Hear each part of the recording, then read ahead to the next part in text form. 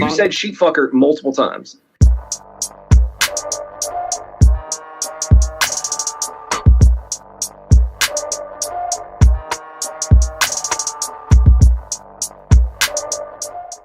And the only reason that I debated the Raging Atheist is because he put out, I think, like 10 videos calling me a sissy, calling me a little cat, basically.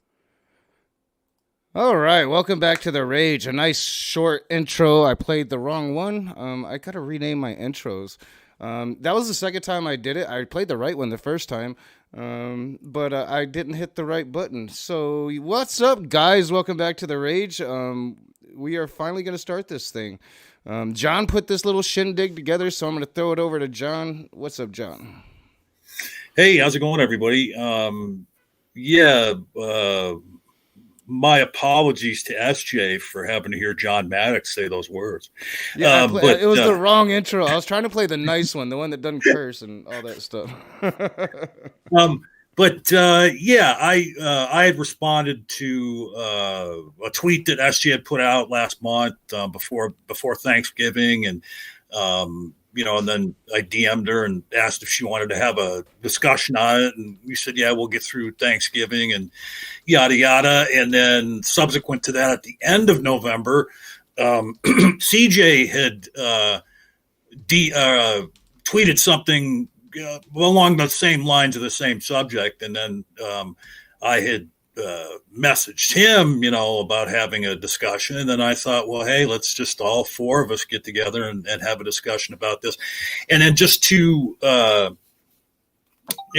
just specifically tell you what the tweets were that gave me the idea to have this. So SJ on the it was the 10th of November. She had tweeted, "Fun challenge. Ask the postmodernist why she or he thinks we should tell the truth. They don't believe in any objective moral standards, so truth is merely relative." And I never did ask you, SJ. So when you say postmodernist, is that like is that synonymous with atheist in your mind? No, definitely not. Oh, okay. Well, there goes CJ. Yeah, he went, shoot. No, postmodernism is first, the idea was there was modernism, and modernism sought to sort of replace Christian values and religion and tradition and those sorts of things with this idea that everything can be solved by science and rationality. And then they came out with postmodernism, and postmodernism rejects having an absolute truth. Postmodernists think that they are moral relativists. They don't believe that they like to reject a lot of structures and a lot of hierarchy and the patriarchy. They reject any of that kind of stuff. And so they tend to be occupying our universities, especially in the humanities and in the arts. Sometimes you'll find them over in the natural sciences, but more in the humanities and the arts. And so I don't study postmodernists, though, but I do study moral relativism and distinguish it from moral realism, which is this idea that we have objective morality and we have objective moral values and duties. And I've talked to atheists who have either agreed that we do have objective moral values and duties, but they ground it in a different way, or they don't agree that we have that, and that's the moral relativist position. And that's really probably a better argument for today than going into postmodernism so much. Well, right, and you hit on where I come from, because I don't believe there are objective duties, or what was the other word? Values and duties. I very much think it is all relativistic, subjective. But at any rate, and hopefully CJ will find his way back in here. And I had responded to SJ's tweet. Truth cannot be relative, SJ. Things are either true or untrue. There are no relative truths. Ethical frameworks have no bearing on the truth. And now, since that tweet reply to her, I was in a room. I can't remember whose room it was. And we were having a discussion about truth, because I've always been of the position that, well, like I just stated there, that things are either true or untrue. There's no relative truth. Now, since I posted that, it has been explained to me, and now I don't necessarily completely believe that. And I believe it was Doubting Thomas who made me understand this, and it was in Jay Passick's room, is that, when it comes to certain facts, of course, they can only be true or untrue. But the way he made me understand relative truth is, it was kind of a silly example, but it hit home. He said, okay, is it true that pizza with pineapple on it tastes good? Now, I like pineapple on pizza. So I said, well, yeah, you're an awful human being. Okay, thank you. And then he made me realize that there are certain relative truths and personal truths, because I might like that, and it's true to me that it tastes good, but like Knock just said, he would not agree with that. It would not be true for him. I like pineapple, but I don't like it cooked on pizza. I don't like cooked pineapple. Well, I think that all pineapple that you get in a can is somewhat cooked, isn't it? I don't eat no pineapple from no can. I'm from the South, John. I'm from the South. See, I don't view that as the kind of truth that I'm speaking of. I know that I understand that you say, yes, it's true for me and not for you that pineapple is good on pizza. But the kind of truth I'm talking about, which is absolute truth, is that which corresponds with reality and facts. And so, for example, is gravity existent? Do we, that's a truth? Yes, there's gravity. And so it stands, it doesn't vary as a function of anyone's opinion, this sort of truth that I'm referring to. So like it's an objective. So certain things are objectively true. Well, right, and I understand that, and I was just bringing that up because I wanted to clarify my position for anybody that might have seen me in and out of the room, and I agree with you exactly with what you just said. When it comes to like facts about reality, then it is a true dichotomy. It's either true or it's untrue. Mm-hmm. But then there is relativistic truth, truth based on opinion. But you're right, two completely different things. And then the tweet that CJ had put out that had me asking him to, basically have the same discussion.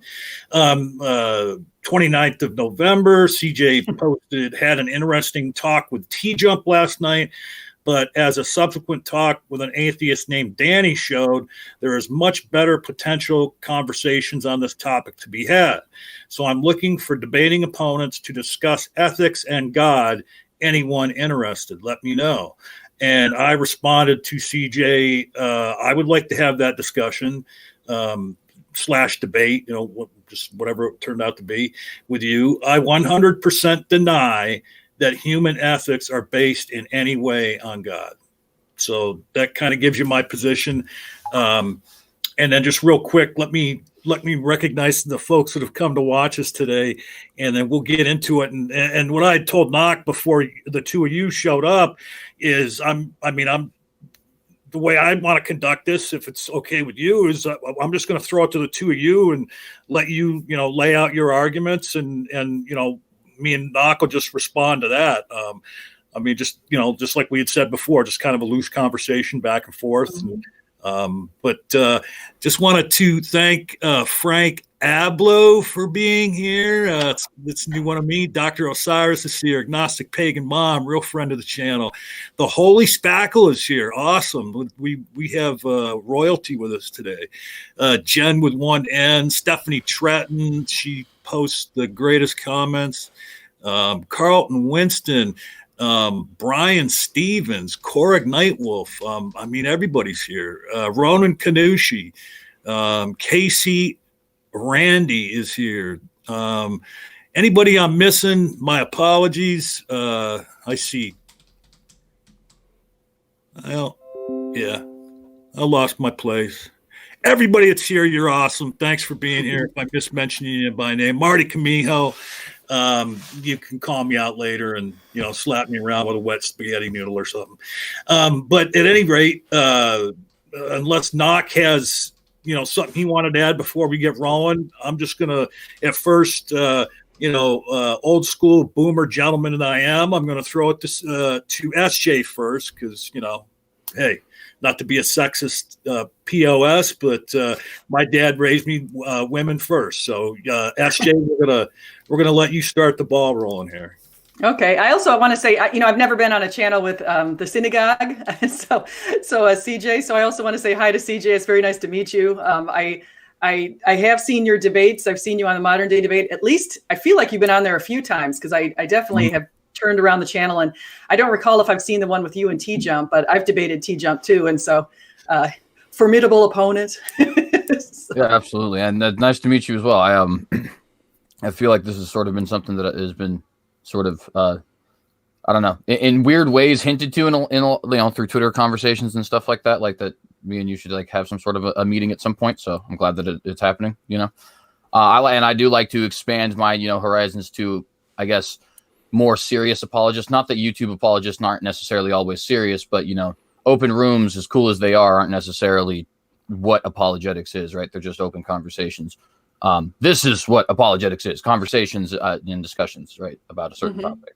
So appreciate having the opportunity to be associated with that particular side of apologetics rather than just the more like radio jock side of it. You know what I mean? Yeah. Yeah, the radio jock. That's a neat description of it, because that's what the open rooms kind of turn into sometimes. Absolutely. Yeah, and actually, John, you're the one who brought us together because you on Twitter, you connected us and you said CJ, and I'm looking at his Twitter account, and I didn't realize he'd been following me, but I didn't realize that was CJ, or else I would have followed him back. So I followed him back right away. I'm like, oh my gosh, that's CJ. I know him. I was like, no, that's great. Yeah, the name throws you off a little bit sometimes. Yeah, I'll just briefly. I really like alternate history fiction, and there's a term for something. So, when you have something that is not necessarily like magic or anything like that, but it's completely unreasonable. Like, for example, Jefferson Davis is the 16th president of the United States instead of Abraham Lincoln. There's just no logical historical timeline where that happens. So the term for that is alien space bats. So I, being stupid, decided to say, what's the exact opposite of an alien space bat? It'd be a terrestrial earthbird. Oh, okay. So yeah, that was kind of that. Yeah, and so the synagogue, how did you get that name? I know from Jewish, obviously, would spell it a little differently than you spell it. Yeah, so it's just a portmanteau of cynic, like the cynic philosophy, as well as contemporary cynicism, and the word synagogue. It's my personal philosophies are somewhat pessimistic, but also very much influenced by the old Greek cynics, specifically Antisthenes, excuse me. So sort of a reference to that too. And to an extent, that's died down a little bit as time has gone on, because I've been more influenced by guys like C.S. Lewis and G.K. Chesterton the more I'm reading about them. But still have a lot of respect for Antisthenes and a lot of the contemporary cynics, which are not the same as the philosophical cynics too, like Schopenhauer, I have a lot of respect for.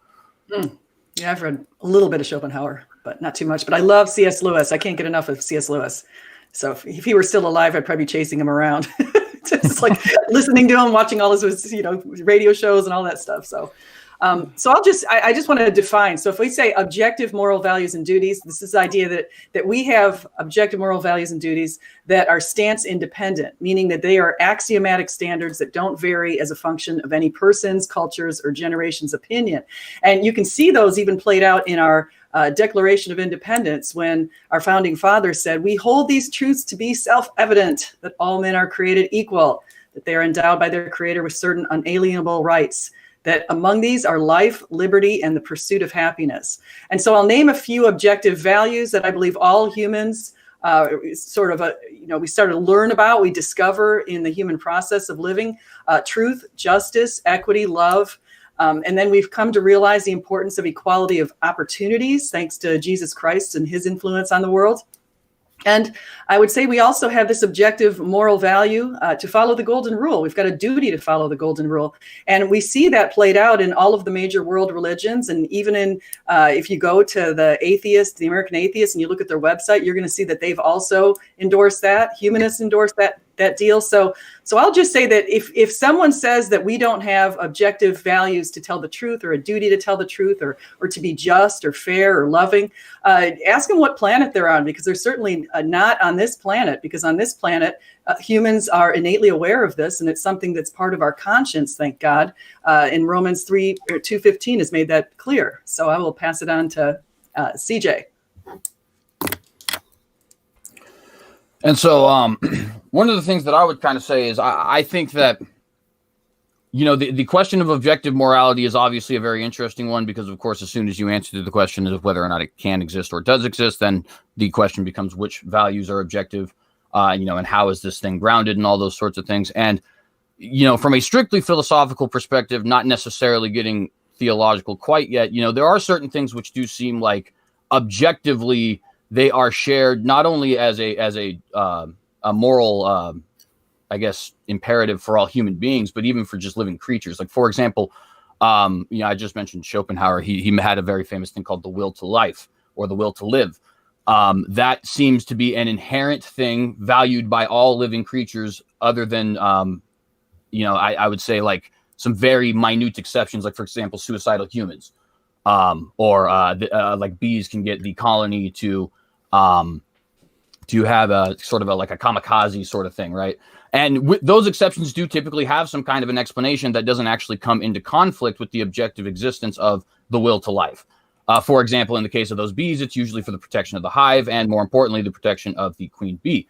In the case of suicide, we are incredibly unique creatures that are capable of doing all sorts of things that are different from nature, including, having these depressing feelings and wanting to act on them. But all living creatures do seem to have innately from birth this will to live. And that even, by the way, does tend to include the suicidal. Lots of studies have shown that, like, once somebody does actually jump into that particular frame, right? Or like there's, for example, you pass the point of no return, so to speak, right? But somehow they manage to live. They usually do recall having intense feelings of regret during that small period of time when it looked like they were past the point of no return. So that seems to me to be something that is objectively shared, at least by all humans and potentially by all living creatures, right? This will to live, which would place some sort of a objective sanctity and objective value on life itself. Well, that could obviously, from that, we could postulate what different things would be in violation of that sanctity or value that is life. For example, a murder. For example, warfare, for example, different things like that. And then people will start, building the different rules around there. Now, obviously, without getting too deep into that, because I know that people would have some questions, my immediate question personally is, okay, what does that matter? Frankly, I just tell you guys what I think of it for myself. Like, okay, all living creatures have the will to live. So what?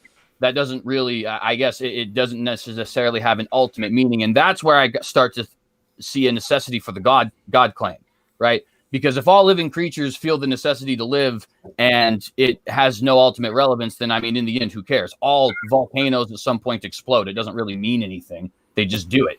It's just the way things are. And if that's the only way it is, that it's just the way things are, then it seems to me that there is an objective fact, for example, the sanctity of life, that is going unexplained and existing for an utterly futile and pointless reason, if that makes any sense. And that's kind of where I'd drop that, because I want to get some, back and forth. So, actually, with what you just said a moment ago, what you finished with, I would agree with that. Okay, and my the way that I explained where morals came from, where morality came from, has a lot to do with, you called it the will to live. I call it, and it's not, I didn't coin it, but well-being. Okay. Everybody has a sense of well-being. And you mentioned too, that it's not just humans that have that, but other species of animals have this innate instinctual will to preserve their own lives. So you guys, both of you are saying, using the word objective. One thing I want to nail down before we move on any further. When you say it's objective, are you saying that it's independent of human minds? I'm saying No, independent of human opinions or human stance. That's how they define it in the literature, the academic literature. So it's stance independent. Okay. All right. Well, so we have that. Now, when you say that an objective duty, okay, is that basically what you just described? That it's something that we all agree on, that we have a duty to do, regardless of anybody's opinion on the subject. Well, I like what going back to what CJ said and just build on that he was talking about the idea that we should, life is something that we should want to continue living. Of course, some people do violate that, but it gets us to the value of life. For example, do you value life? Do we value human life? Do we feel like children should be valued and nurtured to grow and do that kind of thing? So we would say that the human condition and position is to value human life. Whether or not somebody follows that, that's another matter. So whether or not somebody believes in that is another matter. It says it stands independent of whether somebody is flawed. Just like if I say it's an ontological question. So if we have objective moral values and duties, we're questioning, do they exist? It doesn't matter whether Johnny understands them or Johnny interprets them correctly. Just like math exists, even if Johnny doesn't understand math or Johnny doesn't get math or something like that. But does it exist?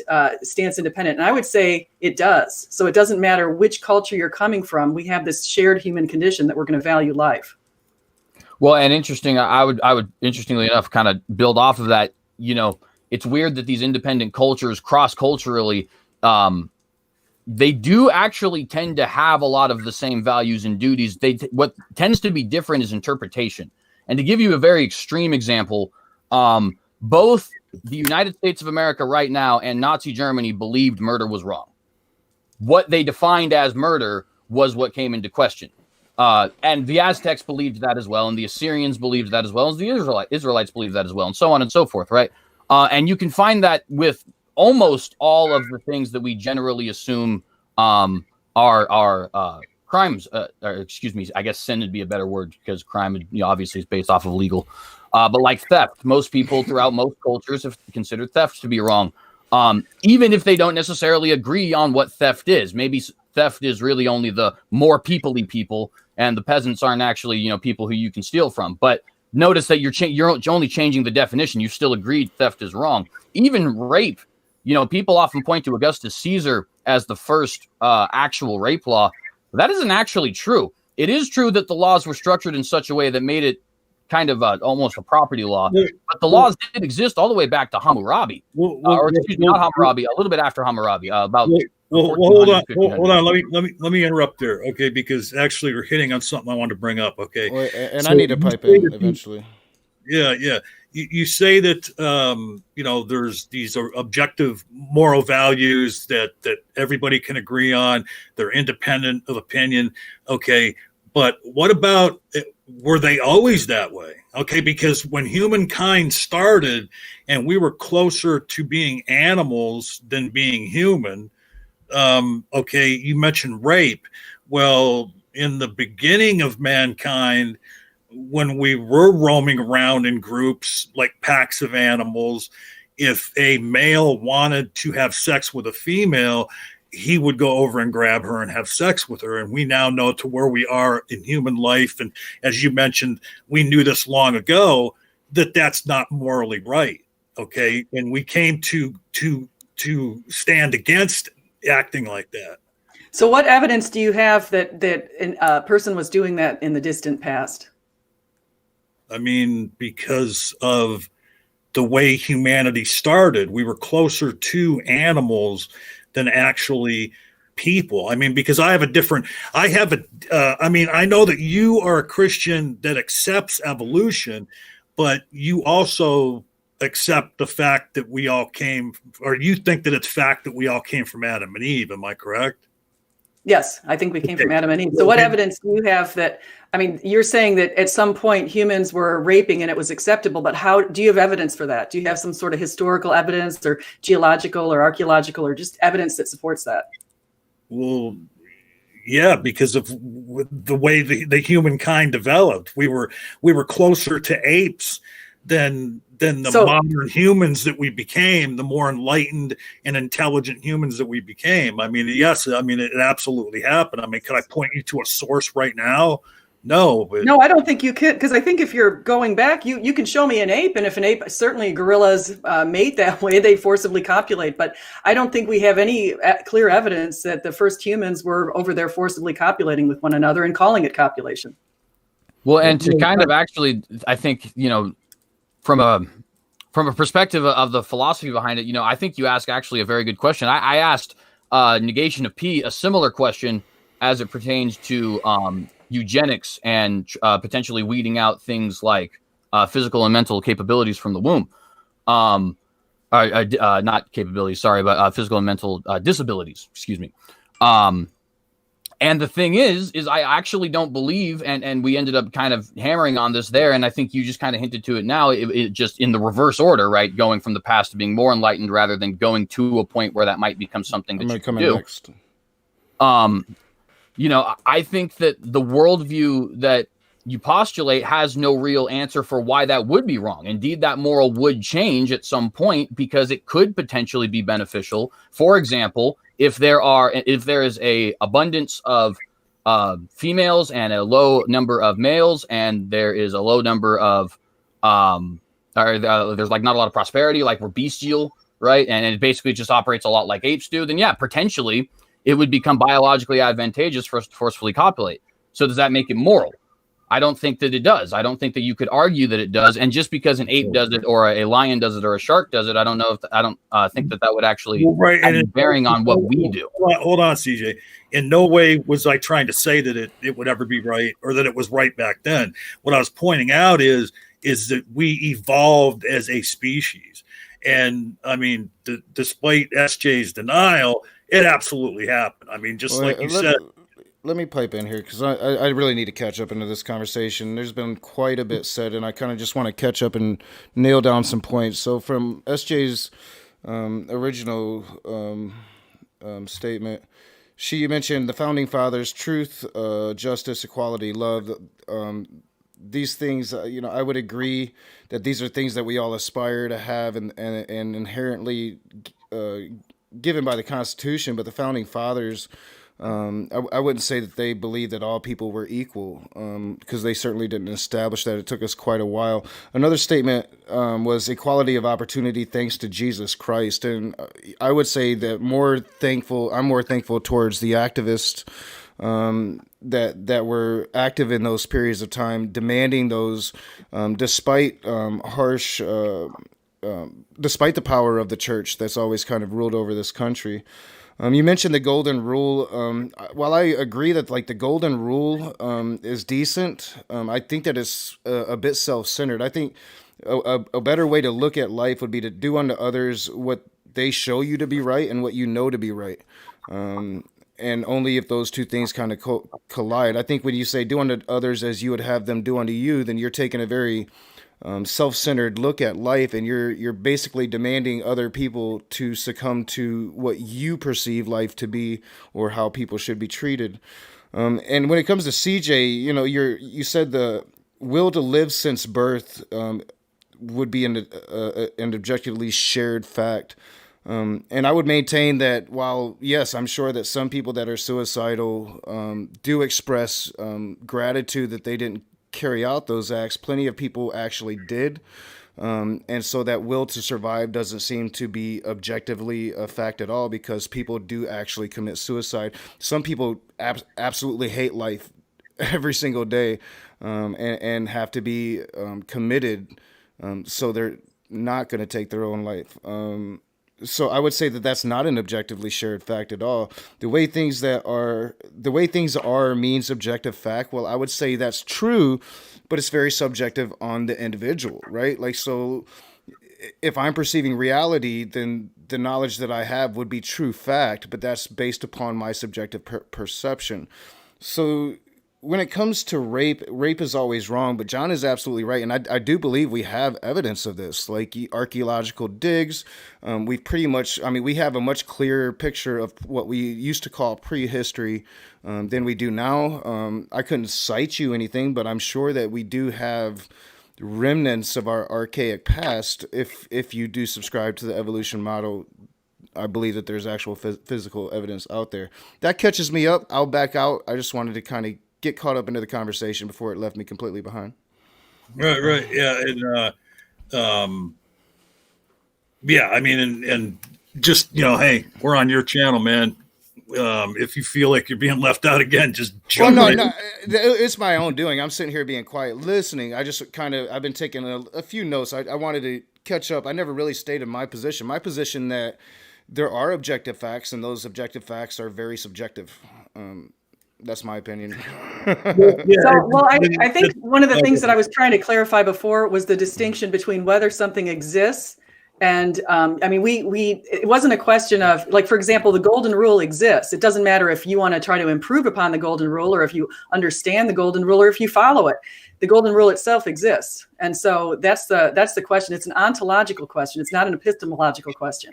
So it's not how you come to know it. That's epistemology. It's whether or not something exists. And so that's the big key here. And I'll turn it over to you guys. Well, I'm not sure why that's probative that it exists. I mean, many things exist. I mean, the golden rule, as I understand it, do unto others as, treat others as you would have them treat you. And I understand what Nakasuchi is saying. Okay. And here's an out there kind of example. What if I'm someone who's into S&M? Should I treat strangers the way that I would like to be treated? Well, yeah, my example would be like I know people who like to be punched, for instance, and they, if they told me, "Hey, punch me," I like it. Well, no, I'm not going to do that because that goes against my standard of what is right. You might find that to be right, but that goes completely against my standard of what is right and wrong. So I'm not just going to punch you even though you want me to. Right. See, I think we're conflating two ideas here. The question was if the golden rule exists, if whether you can find somebody who has a bad interpretation or who has just bad habits and a bad lifestyle, and their golden rule. That's not exactly what the rule is getting at. The rule is getting at this idea that you're supposed to, number one, you've got a moral duty to love your neighbor as yourself. And you have a moral duty to love the Lord above all else. And then you have this moral duty within the love your neighbor as yourself. You have those moral duties. I don't believe in God, so I would not love the Lord. I mean, I was a Christian for 35 years, but I don't believe that anymore. So I don't have that duty. To be fair, though, John, that wouldn't be how exactly. That would only be true if indeed your worldview is correct. Because just to be clear, right, one of the things about objective morality is if my worldview is correct. Now, there's a difference between my sin and your sin because the Bible does explain that those who are actually Christians, obviously they're going to be held to somewhat of a higher standard in a way, right? You obviously, I'm not able to sit up here and start, for example, just insulting you and degrading you, whereas. If you did that to me, the Bible's not going to hold that against you in the same way. You're not being a blight on Christ when you do that, right? Whereas I would be. It's the same sin, but I would be being a blight on Christ since I represent Christ. So there's that whole thing. However, it would still be a moral prerogative for you. It would still be a moral duty of you if indeed my worldview is correct and God is in existence. Because that in fact, that's the entire point of the objective law. Is it's a law given to all citizens, quote unquote. With, I guess, the citizen, having free moral authority to follow it or not follow it in that particular sense, of course. And in that sense, you have decided to use your free moral authority to not honor what the Bible would consider the most important commandment. But if the Bible is indeed true, that is still the most important commandment. It's still a moral duty. You know what I mean? It would be kind of the same as like if I were a sovereign citizen. That's a pretty big if, though. Well, and I can grant that to the Bible is true. Say again? If the Bible is true. Well, and I would maintain, if the Bible is true, in what sense? In a very literal sense or in the metaphorical sense based upon the apologetics that's been applied to it? Because if it's true in a very literal sense, if it's like the inherent word of God and everything in it is fact, well, I think that science and history has disproven a lot of those so-called facts, and then we can say, well, in fact, the Bible isn't true. Well, I would firmly disagree with that. I'm not a scientist, so I would say excluding Genesis, but that is only not because I don't have faith in Genesis, but because I don't have faith in my personal ability to defend it. But like, if we wanted to start talking like history and stuff like that, things that I am actually very familiar with, I mean, that you couldn't be farther from the truth. In fact, there's been a lot of people who make a lot of a huff and puff about well, we have such and such a idea, and it's predicted a lot for us, so why shouldn't we use it in the future? Well, I would actually put the same thing forward to the atheist. Back in the day, scoffers said Assyria didn't exist, and it was just something the Bible made up, except that it does, and we found it. And the Hittites didn't exist, except that they did, and we found them. And the Philistines didn't exist, except that they did, and we found them. And David didn't exist, except that he did, and we found him. I mean, the reason that everything you just said is not very probative, and I know this is kind of a meme-y kind of response, but meme as an M-E-M-E. Okay, London exists, but we've never found Harry Potter. New York exists, but we've never found Spider-Man. I mean, so because there's historical accuracies within the Bible, in no way indicates that the supernatural claims in the Bible are correct. And well, to be fair, I actually respect that position much. I know it is a meme, but I respect it much more than, because frankly, I don't go to like Greek mythologies, right, and say, oh, Troy obviously never existed because Ares is in this story. That's ridiculous. The Trojan War is something that we have that, did very potentially did occur. And obviously, not to get too off topic, right? The point is, there's been some interpolation. So I actually do respect that position. But I think the point there, just to be made, is that, when we say, well, we have this historical evidence and stuff to go against it, that's not the case, right? There is very strong history. We know that the house of David existed, which means David existed. We know that with some of these prophets by name, in fact, there's an Isaiah seal that has been found. And of course, that makes a lot of sense. Isaiah was very friendly with Hezekiah. And I don't want to get too off topic because, this is obviously a morality discussion. But the point being, there is overwhelming, in my opinion, historical evidence that the Old Testament is true. At least from a historical perspective. There's definitely historic facts in the Old and New Testament, I would say. Definitely, without a doubt. That's not my assertion.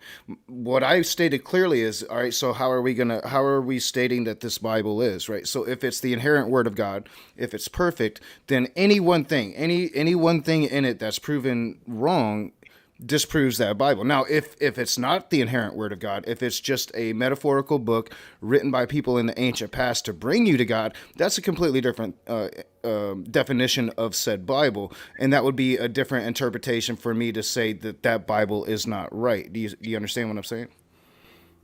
I do. I would still disagree, I guess, but I don't want to get too off topic because I mean, perfect example being the prophecy of Tyr. I know there's a lot of apologetics out there to state why Tyr still exists to this day. But if you ask any scholar, they'll tell you like the Tyr always existed. It never ceased to exist. Yeah, so I like I said, I don't want to get this too off topic, but I just want to let you know, and we can certainly discuss this. Like I could tear that apart. Yeah, we are off topic. I'm not even like a super great well, historian. If you want to tear apart Tyr, how about we have a debate on it this weekend? I'm looking for a debate. I'm absolutely down with that. But like I said, that's a whole prophecy, a whole other conversation, right? Hey, me and Knock figured that during this discussion, you guys would hit upon the topic you can debate this weekend. Dude, it's literally an inevitability. It's every conversation. Yeah, I know. Yeah, but let us please. Yeah, I'll stop sidetracking this as well because me and CJ, I think we're both good at that. So, well, let me just and then I want to throw it back to SJ because she's been sitting there silent for quite a few minutes. But all right, the thing about the Bible is, and when we're talking, in my mind anyway, when we're talking about morality, if we're going to grant the premise that the Bible is the inerrant word of God, I don't see where you get a moral framework out of that. I mean, because there is some just horrible actions undertaken by God in the Bible. And you guys are talking, which I appreciate that most Christians have this view that God is a loving God and everything that God does is for his quote children and everything. But when I read the Bible, I don't get that out of the Bible. I mean, I just can't see why would a loving God drown everybody on the planet at one point, and not and that includes innocent infants. That includes the unborn in pregnant women's bodies. Like, how is that the action of a loving God? I think that here's the idea.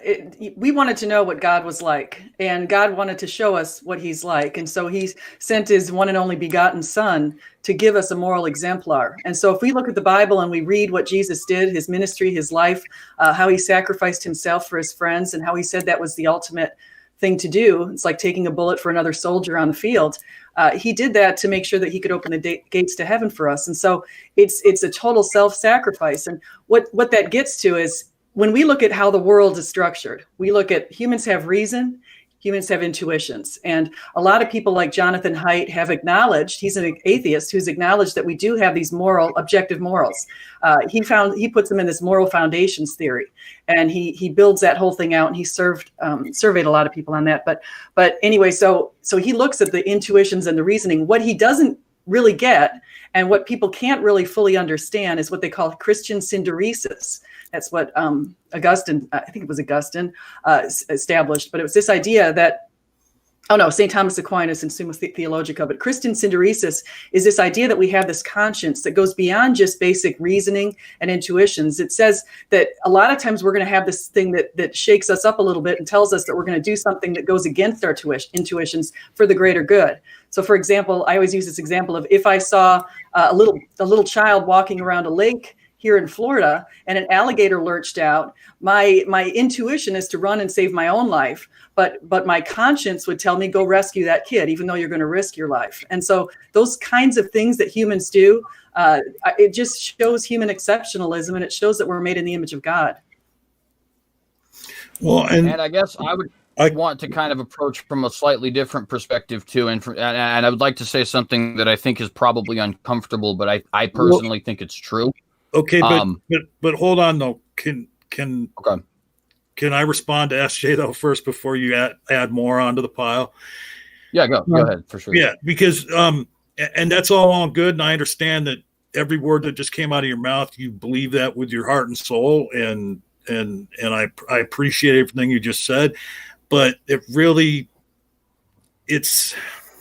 I mean, I'm not trying to be disrespectful here, but basically what you just said was like kind of sermon-esque. I mean, it really wasn't, there wasn't much explanatory power to it. You're just, repeating your position and, of your love for God, and that you believe that you owe your life to your belief in God and everything. And I respect that. But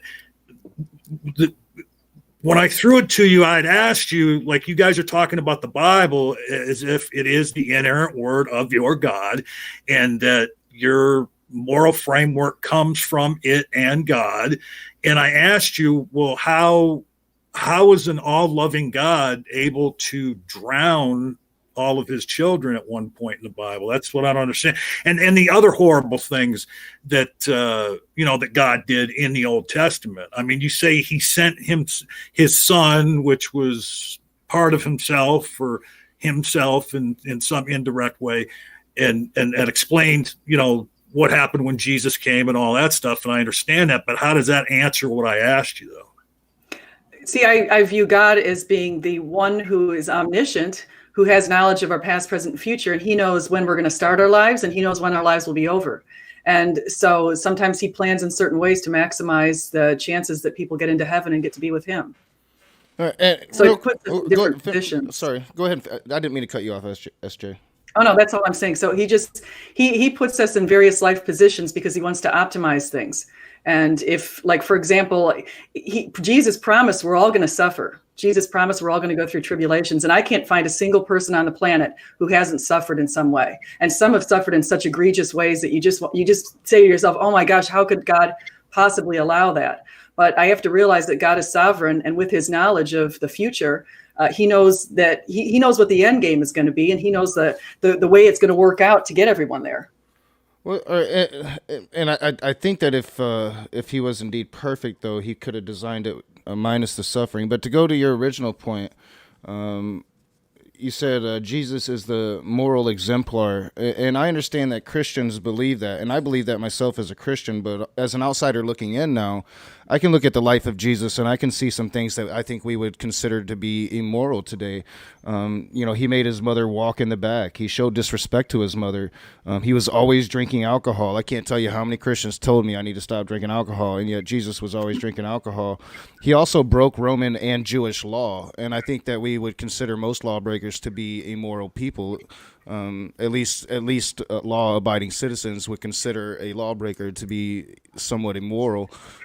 So that would be my pushback against that. I understand that Christians have this desire to believe in a Can you expand on breaking the law?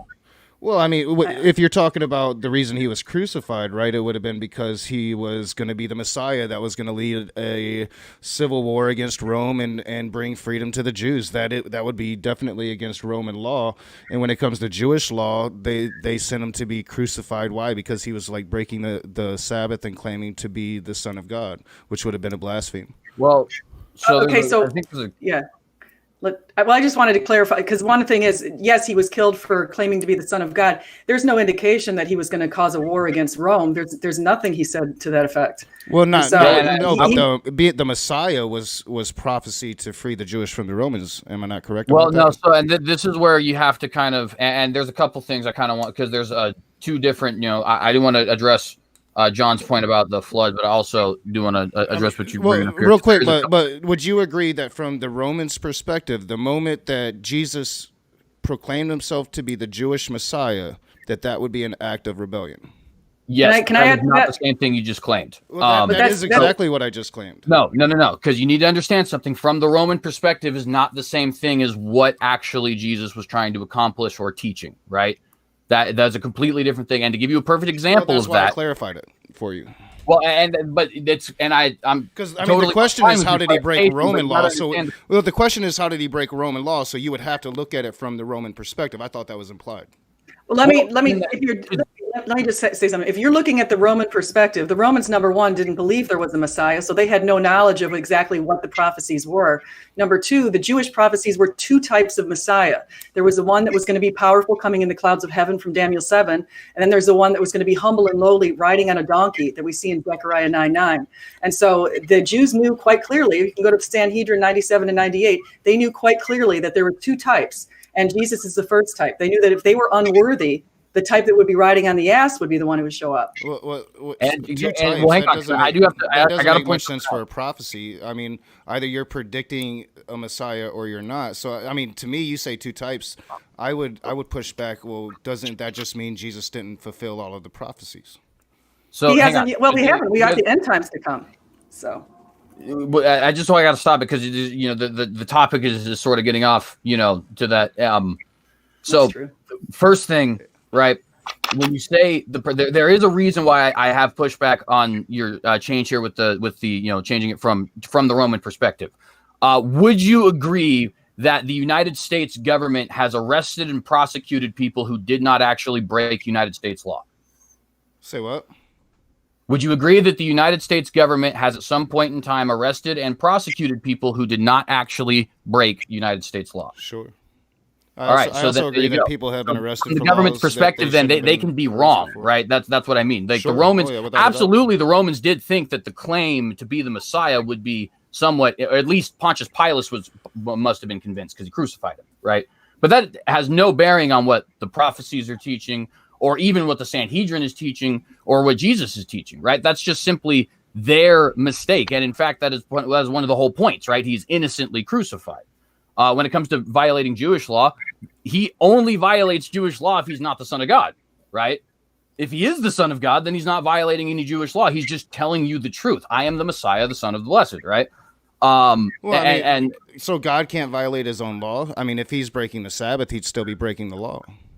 No, because the priests operated on the Sabbath. So the priests were able to work on the Sabbath, and Jesus was considered a priest.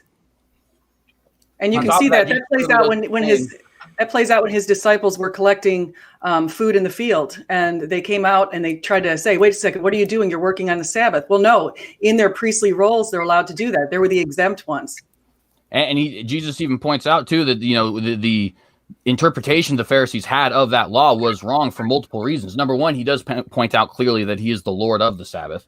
And to an extent, there is something to be said about, traditionally speaking, and I know this is a weird concept for the modern age, but the king was not necessarily subject to his own law. That doesn't mean he won't follow it, just to be fair. But it means he's not it's not a moral prerogative per se, right?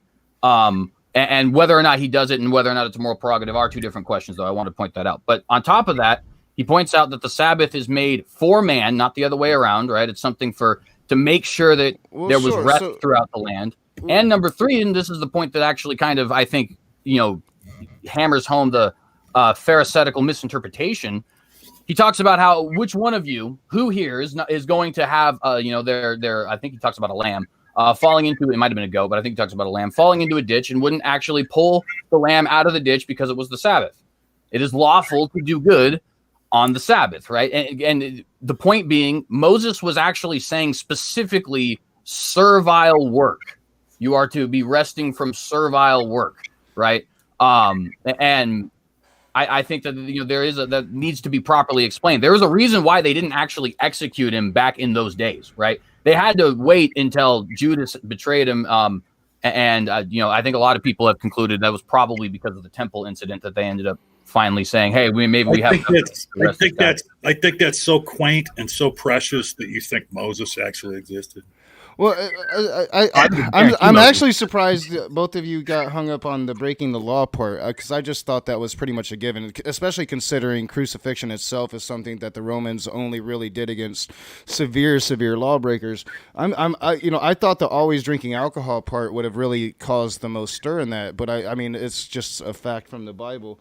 But why not speak There's to the other? nothing wrong with drinking wine. Well, the Bible is against drunkenness. It's not against alcohol itself. Well, it never mentions water, though, and in fact, the only time it really mentions water is he's turning water into wine. I think that would suggest a level of depravity. But I mean, outside of that, making your mother walk in the back, being disrespectful to your own mother. I mean, I think most people would consider that to be immoral behavior. Where is he disrespectful to his mother? Which specific passage? Because I don't recall. When he returns to Galilee and he just basically dismisses her. I can't remember the exact verse, but it's there. You mean when they showed up to try to stop his ministry? Are you talking about that? Maybe if you call it that. I think from the way I recollect it, she showed up and just said, "Hey, son," and he was like, "Get away from me, woman," or something like that. I can't remember the exact wording, but I would consider that very disrespectful towards one's own mother. I mean, if I saw a preacher treat his mother that way, and if I were a Christian, I wouldn't want that to be my preacher. I need to know which verse that is, because I honestly don't think there's a verse that says anything like that. Get away from me, mom. I'm thinking of is like close is I know that there is a point where some of the people start trying, like SJ was saying, trying to stop Jesus's ministry, saying, your brothers and sisters are looking for you, something like that. And I'm not even recalling the exact thing, but basically he says, these are my brethren and my mother and my sister. But that's not disrespectful. That's just saying, like, no, I'm here doing my work, and this is my family. Isn't there a scripture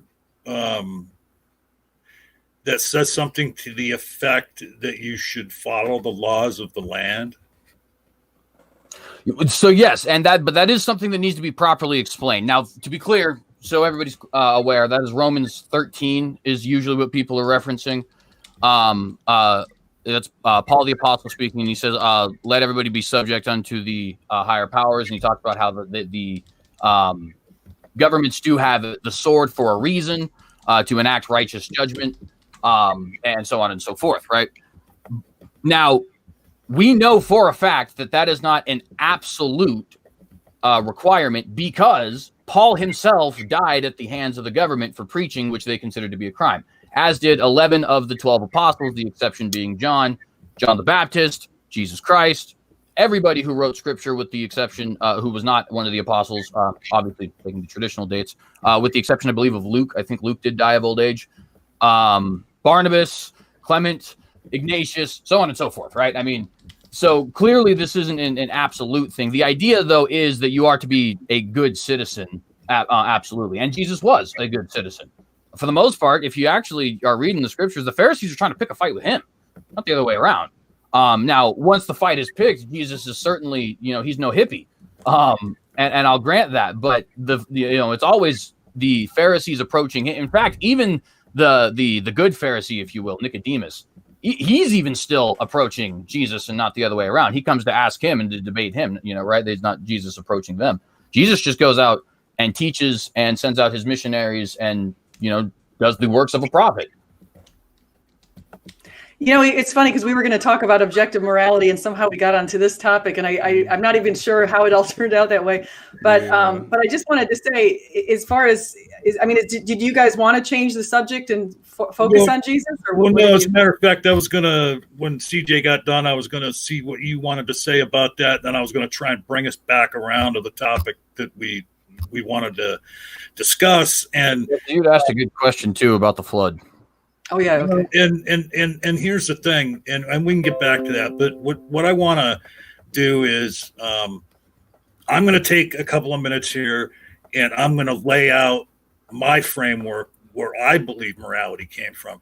And while I do that, bear in mind this question and see how you want to answer it when I get done. If morality is objective, if there's objective moral duties and values, why has mankind's morality and ethical frameworks, why have they changed over time? Which they absolutely have. I mean, there's certain behaviors that were once acceptable that we now know are not acceptable. I mean, even in the last couple of decades, things have really changed as far as treatment, of women and being inclusive of other people.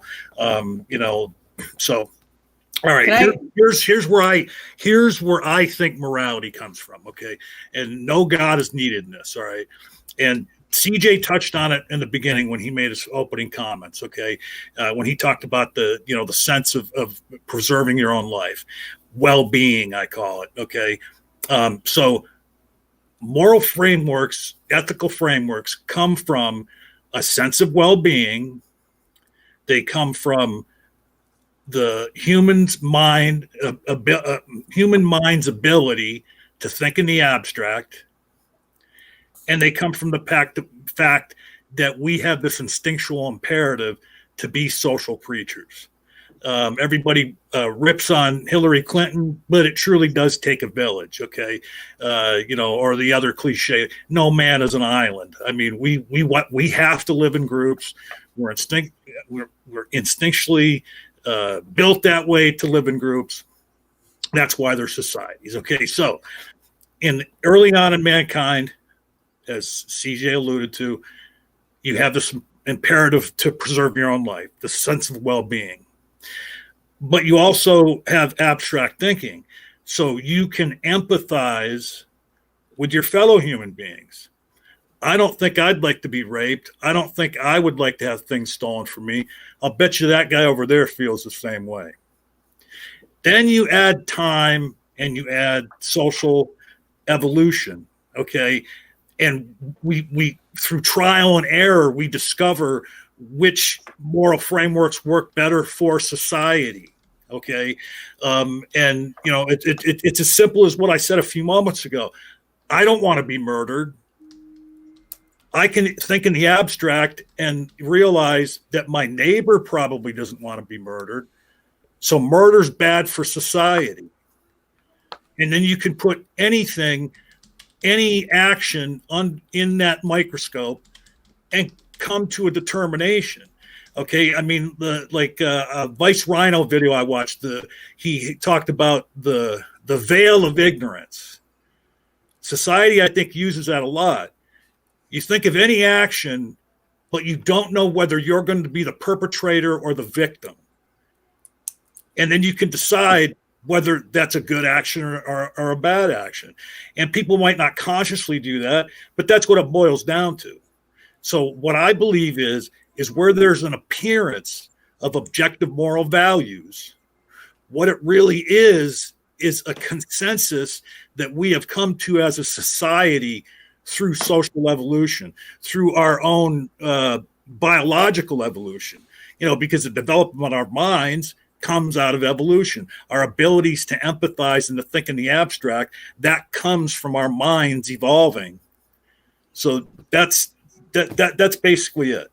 So you would, under your system of thought, you would believe that as we go back through the ages, since ancient times, everything's gotten better progressively through this evolution? For the most part, yes, but there's been some ebbs and flows, most certainly. So would a defeater possibly be what happened in the USSR and China and Cambodia in the last century when 120 million people perished under communism, which was led by atheists in those three countries? Well, but that's not true. That is true. We've got documentation from the government. We've got a lot of documentation. No, atheism really had nothing to do with it. No. I'm not saying. I'm just saying that the three leaders happened to be atheists, but they also, it was under the communist regimes. It was the communism that drove a lot of this. Well, you do know that communism has never been practiced on this planet, right?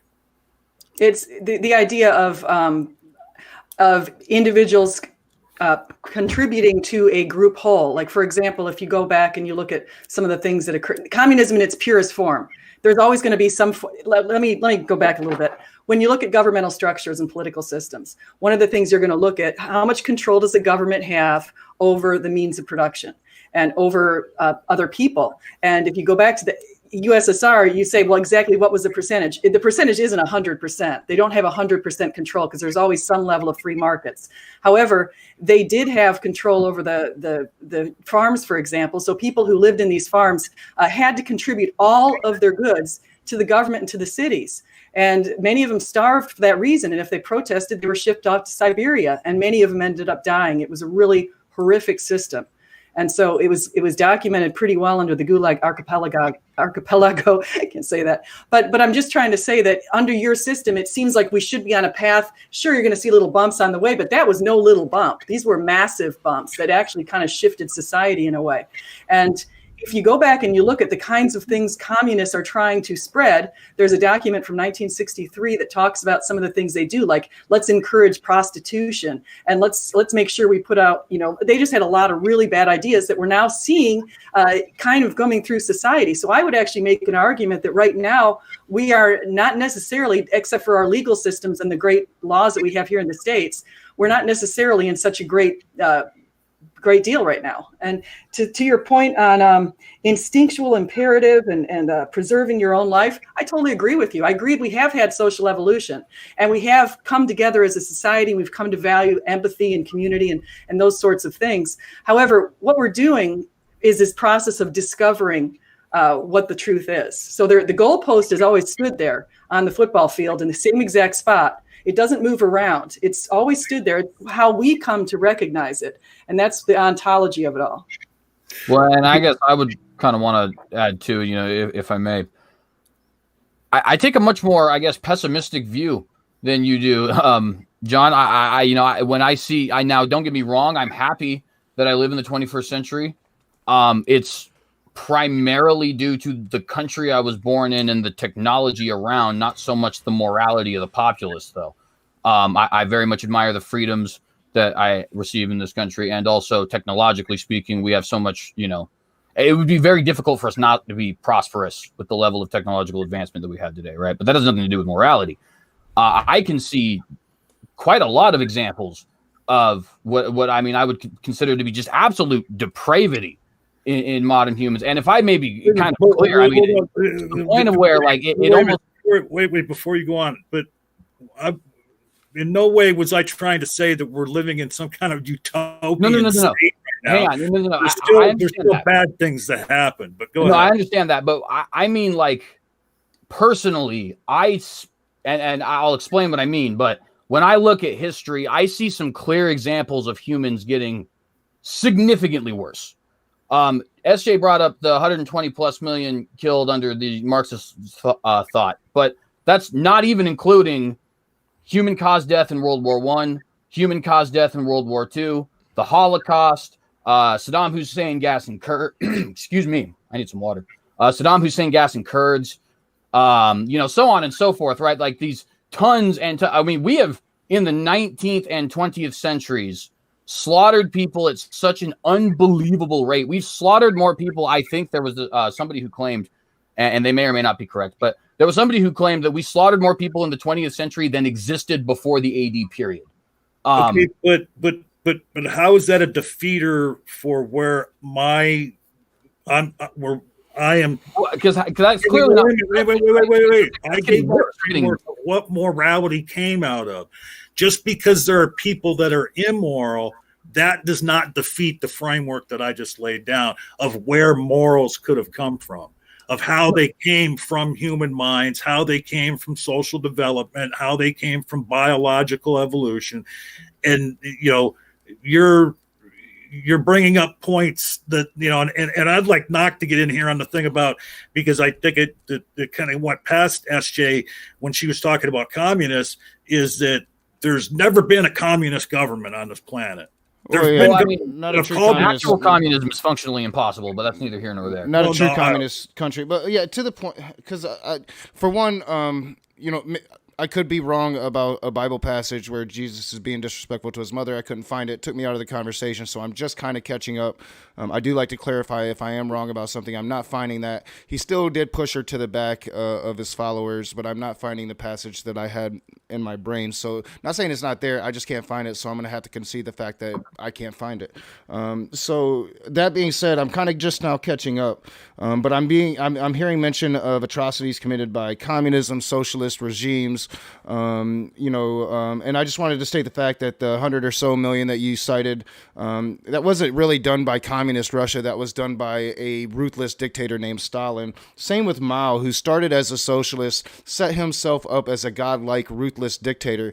But you can place the same on religion and Christianity itself. I know Christians love to run from the fact, but Hitler was a Catholic, and the three major Protestant leaders of Germany did support him.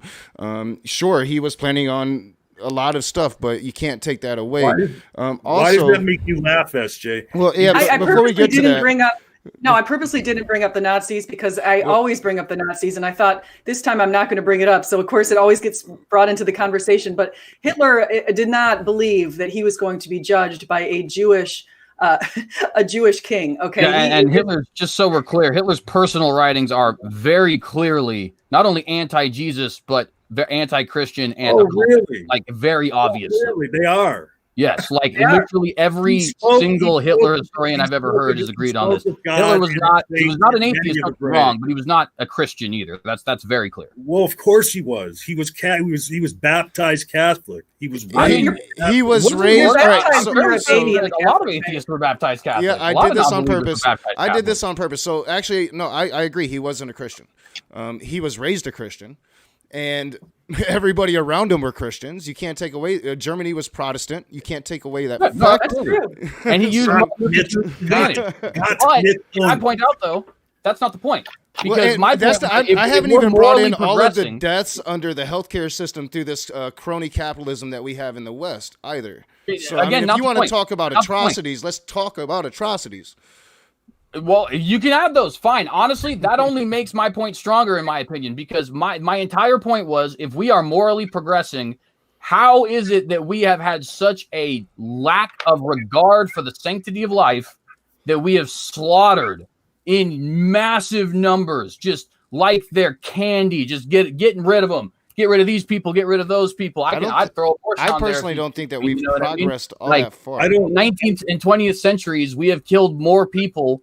Okay, but again, what does it have to do with a moral framework? You're mentioning immorality. Well, we could just throw the same thing back on you. You claim there's a subjective moral standard out there. No, it's not necessarily working to stop the things that you're bringing up. It's not. This particular claim I'm making is not necessarily about your claim about where the morality originated. I have a separate argument for that. I'm talking about the claim of moral progression. I think that's clearly, and which is an argument that you used to indicate that perhaps an argument I used. SJ asked me a question when I got done. She said, "Do I believe that things have gotten better over time, moralistically speaking?" And I agreed with that statement. I mean, and if you look over the entirety of human history, certainly as a society, I'm talking about the whole planet, as human beings, our moral frameworks are better now than they were centuries ago. I mean, even in the last century, there was things that happened that you're bringing up that aren't happening now. Just in the last couple of decades, treatment of women, treatment of marginalized groups. We've had a shift in, the moral viewpoint of how to treat folks like that. Not everybody's there yet. But let me pipe in on that, because I have to say, since the 1970s in the United States, we've lost 1 million innocent lives every single year due to abortion. Okay. And in places like Iceland, they've decided that, guess what? We don't want to have anyone with Down syndrome in our population. So if you have Down syndrome is diagnosed in the womb, you have to abort that baby. And I think that's downright sick. I don't think that's an improvement at all in moral values. I think that's a horrible depravity. Well, I mean, yeah, I would agree with you on that. I don't think that a government should be saying if you have this type of pregnancy, you shouldn't bring it to term. But you can't outlaw abortion. I mean, how would you? Well, how could you? You're going to take women's I agree. away from them? I agree that abortion is a moral issue. I just don't understand how it's a Christian moral issue. Well, I mean, to be fair, it's not. The most pro-life activists are speaking from strictly secular perspectives. It just so happens that the majority of Christians are pro-life because they believe the Bible is teaching what would be with a pro-life perspective. You would agree with me that the abortion conversation isn't a conversation about the objectivity of God, because God clearly doesn't lay out any laws or guidelines when it comes to a fetus, but it is a modern secular modern secular argument about morality. When do you believe? I tell you what, though, I would make the claim right now, from my reading of the Bible, that that the God of the Bible is pro-abortion. Let me just say something. So it says the 10 commandments. One of the commandments is we're not supposed to murder others, and babies are in the womb. That's a life. Okay, I don't consider the baby a non-life up until when it's born, which some atheists have actually argued that a baby is not a baby is not a life until it pops out of the womb. And I think that's completely absurd. And I think the late-term abortions are particularly egregious, but the ones certainly in the early hardly ever happen. They are hardly ever happen. They occur, though, John. They do occur. And so when the life of the mother is at risk, if the life of the mother is at risk, that's the factor. But there could be other reasons that the mother finds out maybe the baby has a particular birth defect and decides that I'm just going to go ahead and kill the baby. And the problem with the abortion thing is what happened to me when I was pregnant. And I went to a doctor, and I actually looked it up. I thought it was at 12 weeks, but it was actually at 15 weeks with a very well-developed son inside me. And they said, it looks like he has this echogenic heart and echogenic bowels, and those are 2 soft markers for Down syndrome. But don't worry, you can terminate the pregnancy. And I was like, are you sick? I'm not going to kill my son. I could see a whole body inside of me that was perfectly little fingers and toes. And I thought that was the sickest thing I'd ever heard. And I think the ease that people feel by pretending that is not a human life, that's just a clump of cells or a termination of a pregnancy, I think that's sick. And you know why people do that is because they know we have an objective moral conscience and value to save the life. And so they rephrase it. They, just like the Jews did during the Holocaust, they said that the Nazis said the Jews were rats because they were trying to depersonalize them. And so the same thing's going on right now with abortion. People are pretending the fetus is it's not a human. And I think that's disgusting. Well, here, just to answer it real quick, I don't pretend that at all. I think it's a human life at the moment of conception. And once it's conceived and once it attaches to the uterine wall, as far as I'm concerned, it's a human being. But that's not the issue. Women have to have bodily autonomy. This life is growing in another human body. Mm-hmm. Okay, and there is inherent risks, as you know, you're a mother yourself. There's inherent risks in bringing a fetus to term, and we can't, as a society, point a finger at women and say, you must carry your child to term. I mean, how can you do that in a free society? How in a free society can you tell 2 people you must raise this child for the next 18 years, dedicating 40 plus hours a week to this child? I mean, why not? Like, honestly, if you've already agreed that it's a human life, society doesn't do that. What's different between shooting the 3-year-old? Well, society doesn't say you must raise this child. We do have things like abortion, Or adoption. when the 3-year-old is alive. Adoption, that's what I mean. It does, right? That's a law. But my point is this: I mean, barring adoption. I agree that part of the conversation when it comes to abortion is that question: is it a zygote or is it a human being? Is it an embryo or a human being? Sure, that's one of the questions.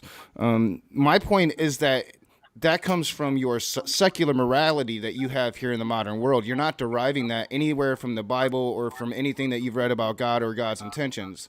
So let me address that. That would be my point.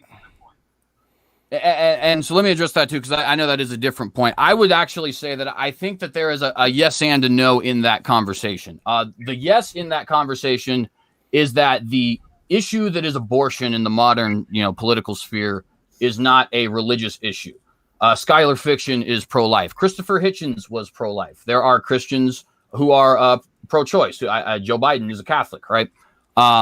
So clearly this isn't an issue that's just going to be cut down straightforward religiously. It just so happens that the majority of atheists are pro-choice, and the majority of serious evangelical Christians are pro-life, because their preachers have made this their preachers have made this a religious issue.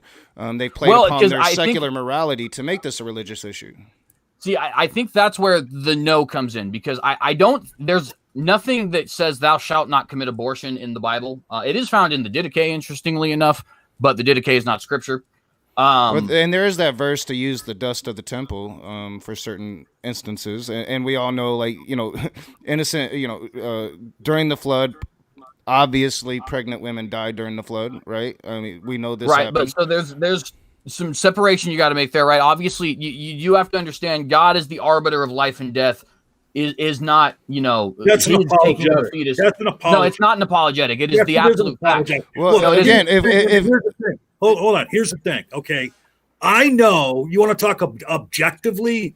I know that it is objectively wrong to drown a child or to drown a pregnant woman and thereby drown her fetus. Okay. And God did that. He according to the Bible, I mean, God, when I say God did that, I don't believe that God did that because I don't believe God exists. But according to your Bible, God decided he was going to hit the reset switch. And instead of using his omnipotence to, as some people put it, relocate those souls to heaven, he decided, let's drown all of them. Let's make them all go through the suffering of drowning, to bring them home to God.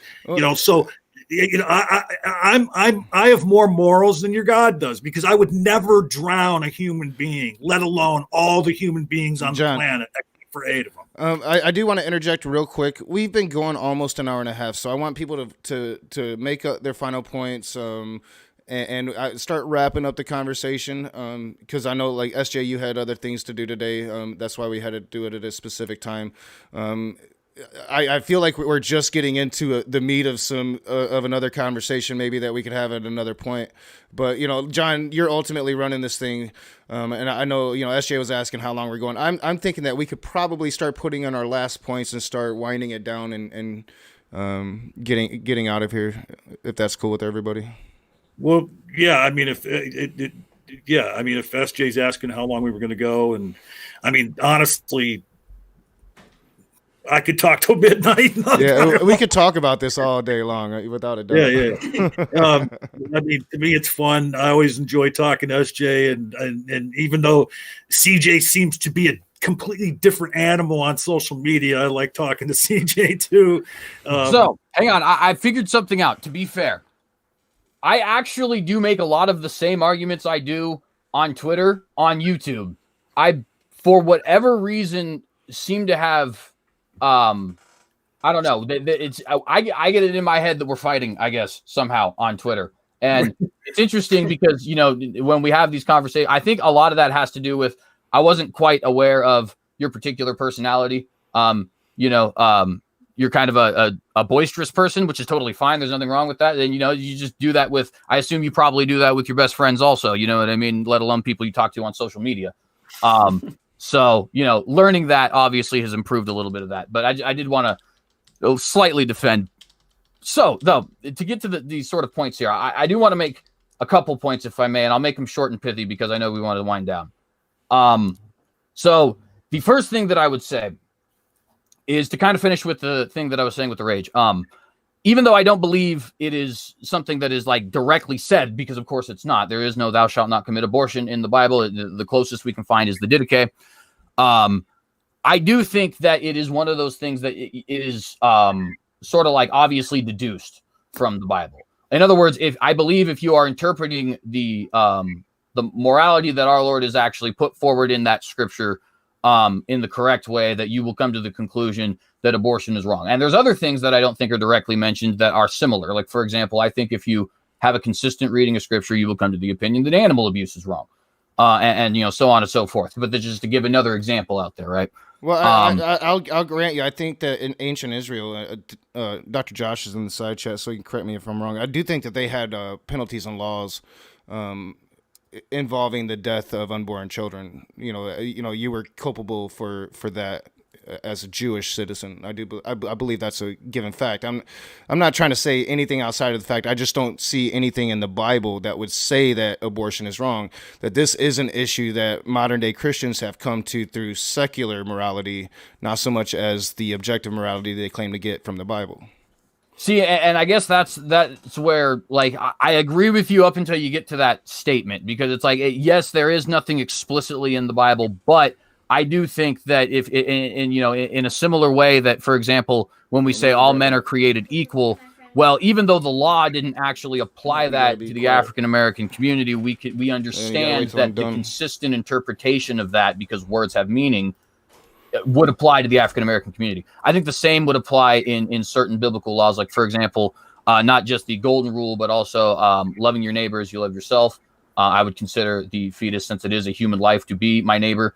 Not committing murder, I would consider that to be murder, and so on and so forth, where it's like, I think you can extrapolate that from scripture. But I do agree, and I actually think it's an important point that you bring up, because a lot of people will say we need to separate church and state, therefore pro-choice, but we can have a totally separated church and state and still have pro-life. It's an irrelevant issue. Well, right, but when you say, okay, that phrase pro-life, okay, what about the life of the person carrying the pregnancy? I mean, because here's the thing: if you give rights to an unborn human being, you can only do that by taking rights from a human being that's already born and part of society, that being the mother. Yeah, and I mean, so what makes the mother more valuable than the baby? For all clarity, I back up John's position. I agree with John's position. He was making it perfectly well, so I could allow myself to take another tact with the conversation. But just to make it clear, I agree with the things that John is saying. I mean, here's the thing. Okay, first of all, let me say that I applaud SJ in the story she told of when she went to the doctor, okay? Because as I've always said, if any woman in my sphere of influence asked me my advice, I would always advise that woman, well, no, don't, if there's any way you can avoid having an abortion, there's so many options out there, you put it up for adoption or whatever. I mean, if they ask my advice, I would advise against an abortion, because I do believe that's a life. Okay. But when it comes to the bigger issue of how we deal with this issue in society, since a pregnant woman has her own rights, and she is a member of the society right now, here and now, right in front of us, we can't give more rights to the unborn by taking away the rights of the human being that's carrying the pregnancy. Let me ask, just because you mentioned my name, just let me say something. So how do you value life? Like, how do you say that the mother her life is more valuable than the baby's? Because she's here. So you have to be here to value the human life. You don't value a baby unless the baby is actually physically manifested. That. Like I just got done saying, I would advise, if I was asked my opinion, the advice I would give is, it would be their decision, but my advice would be to avoid an abortion at all costs, because I believe that's a life. But what I'm saying is when you look at the bigger issue of society, the bigger issue of, being a free society, the mother is a free citizen What about the baby? With rights, okay? So her right is to kill the baby because it makes it's inconvenient. Well, No, all it's right, not killing the baby. The right is and to I own do. bodily autonomy. I want to jump in because the word baby keeps getting tossed around, and that is perfectly fine based upon your perception, SJ. I take the side that it's not a baby; it's a fetus, it's a zygote. When it comes to the term, I don't. When it comes to pictures, and you wouldn't either. Well, I saw my I mean, daughter's come on, ultrasound it's a pictures. baby. Ask a mother who's made- pregnant if she has a son or a daughter inside of her, or if she has a baby inside of her, or if she has a zygote inside of her. Go ask her what's inside of her. It's a baby. I've had 2 babies. Actually, I've had 3 babies inside of me, but the first one was a miscarriage, unfortunately. But that's and they were always babies. They were never anything but a baby or a son or a daughter. What makes a human being? Does intelligence make a human being? No. No, so just a glob of cells makes it a human being. No. When do we draw the line and say we're going to take your rights for these reasons? All right, so hang on. I actually have a really interesting question on that I note. mean, that's okay, CJ, John, but if you wait a minute, Knock just asked SJ a direct question, so let SJ answer before you jump in. Go ahead, SJ. I believe right at conception, that's a baby. It's never just a clump of cells. It's actually would be age discrimination to claim it's just a clump of cells, because actually we know that if the cells are given time, they're going to develop into a human. And so we've got a human inside of us right off the bat as soon as it's conceived. Not always. There are miscarriages. Plenty of things happen during pregnancies. Sure. Now in the modern world, sure, we have a higher rate of full-term pregnancies than ever before, but it's not always guaranteed that is going to be a child, and it's not always guaranteed that those living situations are going to be the best for the child. If an 18-year-old person is pregnant, and to me, as 8 weeks, they make a decision. I'm going to continue to go to school, and I'm going to have a career. And instead of living a life of poverty, I'm going to make sure that my future children don't live that life. I mean, to sit here and judge individual peoples on their individual freedoms and the choices that they make with them, sure, you can find it wrong, but it's still their choices. And I think that's why it's very deliberate to keep using the term baby, because that humanizes very individual situations based on the circumstance. And I mean, especially coming from more conservative people, civil and individual rights are supposed to be almost everything. Right, and we should give the baby the rights. It's a human life. So I'm just trying to point that out. The rights of something without intelligence takes heed over the rights of something with intelligence. So should I be able to go shoot somebody who's in a coma? No. Okay, good. So I also shouldn't be able to kill a baby who doesn't show any intelligence. Right, but the person in the coma is not residing in another human being's body. So go, Dr. Josh. Dr. Josh bringing the hammer down on Matt Powell in the side chat. I applaud you, Dr. Josh. Thank you. Is Matt Powell in the side chat? Yeah, he's a little triggered right now, I guess. Thank you, Dr. Josh, because I'm caught up.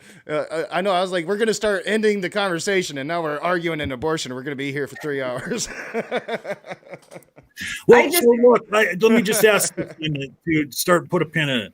Would you guys be willing to do this again? Yeah, sure. Yeah, I mean, so I got to be honest. I was half tempted at one point to ask if anybody wanted to move over to my channel at all. I'm like, I'm ready to talk right now, dude. Well, no, I actually have stuff I have to go do, but I wish I could, CJ, because I don't want to stop either, but I do have to go and. Can I mirror this to my channel? By the way, please do. Yes, please do. I mean, and then maybe next time we could do it on one of your guys' channels. And it doesn't always have to be here. Yeah. So let's just go right around the room here and let everybody have their final words, and please tell us anything you want people to know, like about your YouTube channel or any other social media stuff. But go ahead, SJ, you go first. Well, I'll just say, here's my major point. So I said, if we have objective moral values and duties to do what's right and to be equitable and fair and to value life and to be just, that transcend populations, eras, cultures, and people, then their source must have the same qualities. And what transcends populations, time, people? God. And so the source and our objective standard must be God. It's necessarily explained that if we have objective moral values and duties, then God exists. And you can reach me I'm at christian-apologist.com. That's my blog. I've got a couple hundred articles on Christianity. And lately, my new thing is to be going against New Age stuff and progressive Christianity. So I've been putting out some messages on that and investigating that quite heavily. And because I realized that I was duped for about 20 years. I was actually kind of following these New Agey Deepak Chopra ideas. And I suddenly came out of it. Thank God. I thank Jesus, actually, who opened my eyes in 2011, 2012. And I realized that all these years I was going around thinking I had this sacred self and I had to get in touch with my insides and do all this silly stuff. And now I look back on it and I actually see that it's actually becoming quite prevalent these days. And there are a lot of wolves in sheep's clothing out there selling these bad ideas, and they're completely anti-biblical. And so I'm just going to go out and try to share that message. I'm not. I might come back to the atheist cause and start punching on that for a while again at some point. But right now, that's my new thing. So you can find me on Twitter. You're going after your own right now, I guess what you would consider not to be your own. They're doing something your position of materialism. That's one thing. Their position, actually, they make it sound like it's more exotic and highly spiritual than Christianity, actually, the true message of what Christianity stands for. And so they pretend like we can be our own gods. We're all trying to get into touch with our divine selves. And they think that Jesus Christ, those are two different dimensions. There's Jesus, the man, and then there's the Christ. They don't believe he's coming again in his second coming. They believe they can become the Christ. That's their beliefs. And there's a whole bunch of passages in the Bible that make it clear that those are exactly wrong. It's like God was proactive and preemptive there. So I think that's my new thing. Yeah, I'm going after them. Yeah, before we go to CJ, I just want to mention, like, when you use that phrase, whenever anybody uses the phrase wolf in sheep's clothing, all I can picture in my mind is that old Warner Brothers, that old Bugs Bunny cartoon where the dog and the wolf punched the clock in at the beginning of the day to, the wolf was going after the sheep and the dog's protecting them. And at one point the wolf puts a sheep outfit on. But anyway, you know what? Can I say, because I used to watch Bugs Bunny every single Saturday morning at 8:00 when I was little. I love Bugs Bunny. I still love Bugs Bunny. I wish I could find it on TV because that is the best cartoon. I'll tell you what, there's a lot of it on YouTube. You look on YouTube, there's a couple of different channels on YouTube that show all the old Warner Brothers cartoons. Oh, I got to find that. The Wolf and Sheep. Yeah, the Wolf and that was a really good one. One of them was Fred, I think. That's what I grew up on too. Every Saturday morning, like kids don't even know what they're missing because they don't have Saturday morning cartoons anymore. It's so pathetic. Yeah. And then after the cartoons, when you got a little older, then you started watching they would play all the old black and white movies on Saturday afternoons, like Laurel and Hardy and the East End Gang and all that stuff. Oh yeah. Wait, I want to say one last thing. Do you remember the Bugs Bunny episode where there was the lazy guy and he was sitting like watching TV, eating food, and the wife comes along and is like, "Get out there and get us some food," and he goes running outside because she shoos him out. He's running around trying to remember. All of a sudden, he can't remember what he's supposed to get. Bugs Bunny stops and he's like, "Orangutan? No, it was orangutan." He has some really good ones. So go ahead, CJ. Yeah, well, and so I guess before I sort of give a closing thing, I just want to briefly say, it is interesting because I did watch a lot of the old cartoons thanks to my dad. So like Tom and Jerry and the Smurfs and the Flintstones, a lot of that stuff I watched as a kid. But I got to be honest with you, like I don't know if you've seen modern cartoons for like kids, but like they're much different. Some of them are actually like really good, but not really child friendly. You know what I mean? Like, you ever heard of Gravity Falls, for example? No, I have nightmares about Peppa Pig though all the time. Like I can't get that out of my head. Well, SJ, I'm sure SJ will validate this. The thing is like when you watch the old Bugs Bunny cartoons and then you see them later as an adult, you realize they were writing those cartoons for children and adults, because there's always jokes and stuff that you pick on when you watch them again as an adult that you didn't even realize were jokes when you watched them as a kid. That's why I really, really liked Shrek, because have you guys watched Shrek and realized I watched that with my kids and I'm like, oh my gosh, look at these little things they're planting in here. It's super funny with Eddie Murphy and Shrek was great. I love that. That's one of my favorite movies. Man, Matt Powell is on a roll. Go Cupcake. It's just interesting to know, because like that Gravity Falls one is a one in particular, and also Avatar: The Last Airbender, right? And I named those to like name specifically like their villains, like Azula and Bill Cipher. These they're like so intense, you know what I mean? And it's like there's like the villain of the Looney Tunes is like Yosemite Sam, you know what I mean? Like there's nothing intense about him at all, but like Bill Cipher is like this like interdimensional demon, whatever, you know what I mean? And like cartoons are just like way crazier now, I guess is my point. Yeah. But so I guess to sort of, conclude, with all this, we didn't so much address the objective morality topic as much as certain things that are around the objective morality topic, which is the way his discussions tend to go. And it was a good conversation nonetheless. But I guess what I would want to end with is it does seem to me like there is a great deal of well, let me rephrase that. I think that either there has to be some sort of ultimate meaning or not, right? Frankly. I think morality plays into that ultimate meaning. I think creativity plays into that ultimate meaning. I think logic plays into that ultimate meaning. And it does seem to me that either some level of theism is true or outright existential nihilism. And I don't see an in between. And personally, that's just the conclusions I've reached. I know this isn't an argument. It's more just my own conclusions and saying what I believe. But that is one of the reasons why I argue for what I argue for. And hopefully awful sneaky of you to make those proclamations in your closing remarks. Well, to be fair, I was trying to make them, early, not literally as in I was trying to get in, but like I was going to try to.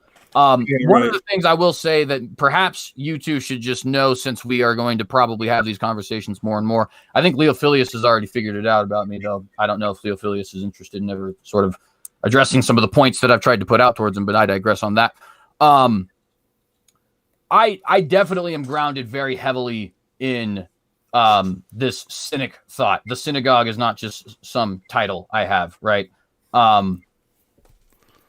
Frankly, I don't think that you can avoid that with the Bible itself. I think if you read the book of Job, if you read the book of Ecclesiastes, there's really, I kind of say a lot. There's either one ultimate meaning to the universe or no ultimate meaning to the universe. But either way, the overwhelming trillions of things are ultimately meaningless.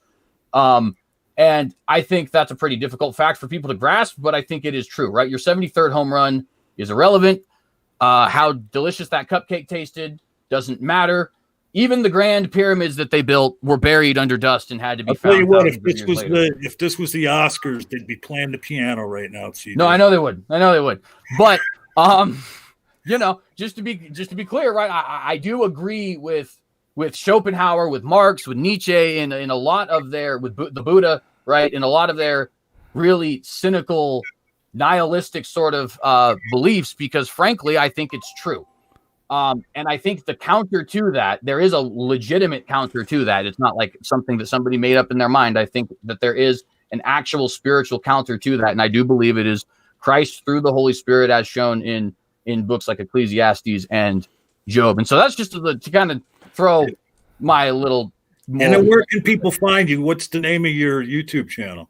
It is The Synagogue, TheCynicogue. You can see it at the lower left-hand corner. Yeah, and CJ and SJ both have open rooms. SJ occasionally, CJ, you've been having them more and more. So, my audience really likes that. So, yeah, check. I just did one yesterday. It lasted 2.5 hours. It was like crazy, ridiculously long. I promise you too. I will get the links to your channel in the video description here when it posts as a video.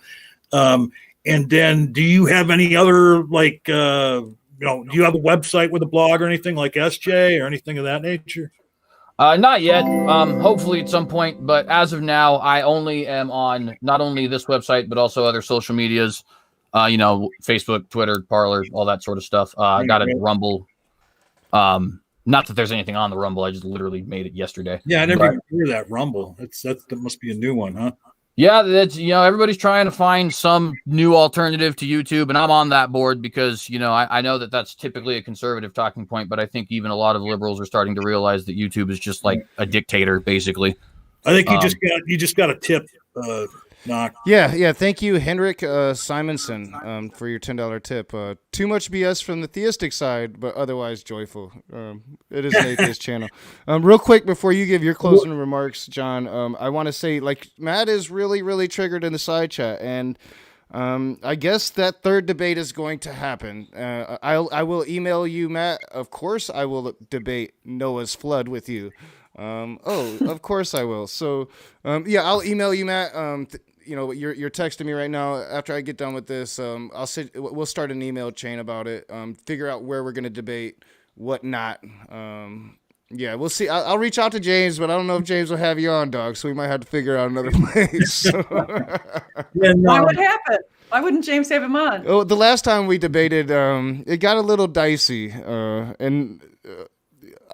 I pushed him farther to say things that he had never said before. So, he made some very interesting comments about gay people, being the same as Hitler. And, as far as I knew, James didn't want him back on. But I don't know. Maybe if I guarantee James that I wouldn't do that again, we'll keep it to Noah's flood. Maybe he would do it. So we'll see. We'll see. Who did you push to say that stuff? Was that Matt Powell? Oh yeah.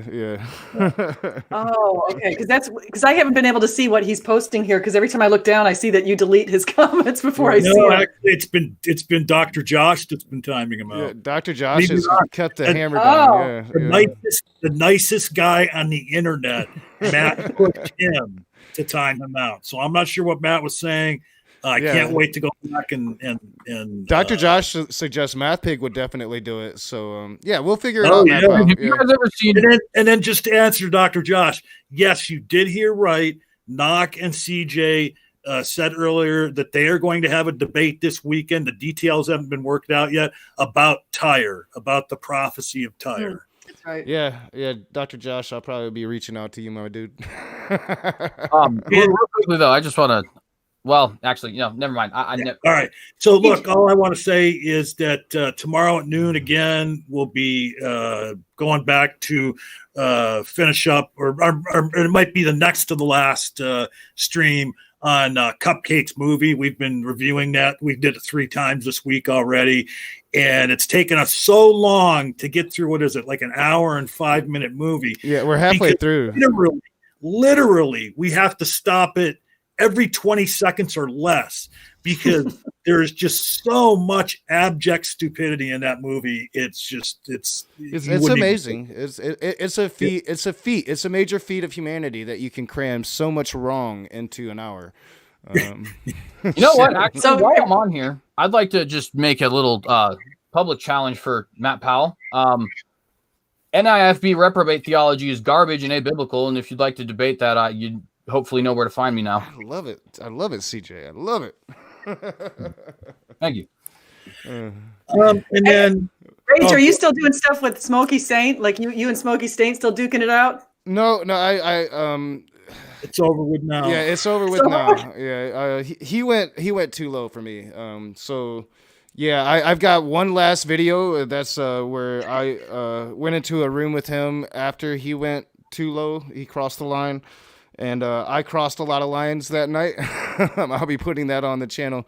And that's it. I'm not talking to the guy. He's banned from the channel. Too toxic of a person to deal with. The way I look at it, he's the Christian's problem now. So. Yeah, I like Smokey. I didn't really, but I did think it was funny watching your interactions because it's funny because I found you because you were making videos about me, and then you stopped making videos about me. Thank you very much. Well, I give you respect. Yeah, I give you respect because you took it well. With Smokey, Smokey, we had this YouTube thing, but he called the daughter of my mother crack whore, prostitute, a lot of stuff. Oh wow, yeah, you don't do that. And it's just I went off on him. I'm not particularly proud, but I show even the things that I'm not proud of. So I'm gonna put it all on the channel so people can see. Like if you audience, if you want to see somebody cuss out Smokey Saint for all he is worth, it'll be on my channel soon. Well, you know what, SJ? But definitely not the good representation of atheism. So I do apologize for that in advance. SJ, we also last night for like about 5 minutes we had Darth Dawkins on. Did you really? Uh-huh.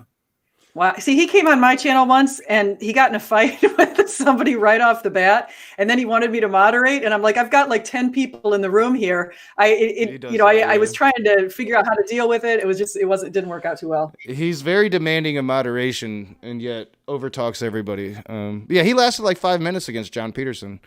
It was pretty interesting. Pretty interesting. Rage quit. Tom Rabbit already put a video out about it. Who put a video out? That Tom Rabbit dude Tom that Rabbit. Darth Dawkins. Oh, that guy, yeah. Yeah, he follows Darth a lot, actually. So you guys, I was just impressed that, sorry. he, like, within hours of that interaction, he already got a video up about it. Like, yeah, well, he reached out to me pretty quickly in the comments and asked if he could mirror it. It's like, cool, yeah, go for it. I love it. Like, it's not the first time, so, that was pretty cool. But yeah, like any final words? I know SJU was trying to pipe in, and then we will get out of here. We keep saying we will. It's almost 3:00.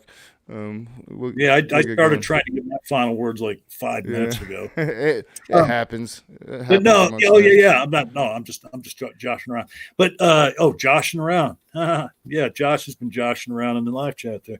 But no, I just want to point out, like I said, we'll be doing that tomorrow. Monday, 1 p.m. is the next episode of the Apostate Alliance. A friend of Faye, actually a person that Faye used to do content with back in the day.